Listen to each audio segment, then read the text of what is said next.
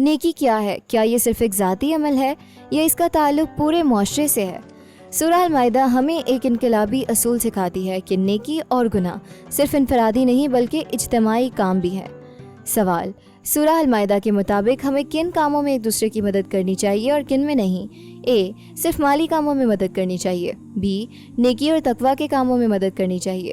سی، ہر حال میں اپنے دوستوں کی مدد کرنی چاہیے۔ ڈی، صرف اپنے خاندان کی مدد کرنی چاہیے۔ درست جواب بی، نیکی اور تقویٰ کے کاموں میں مدد کرنی چاہیے۔ اللہ تعالیٰ نے ایک ایسا معاشرتی اصول نازل فرمایا جو صرف ذاتی زندگی نہیں بلکہ اجتماعی رویوں کی اصلاح کرتا ہے، اور نیکی اور پرہیزگاری کے کاموں پر ایک دوسرے کی مدد کیا کرو اور گناہ اور زیادتی پر ایک دوسرے کی مدد نہ کرو۔ اسی مفہوم کو رسول اللہ صلی اللہ علیہ وسلم نے حدیث میں یوں واضح کیا: اپنے بھائی کی مدد کرو خواہ وہ ظالم ہو یا مظلوم۔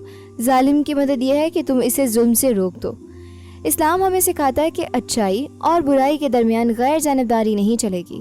ہمیں نیکی میں مددگار اور برائی سے روکنے والا بننا ہے۔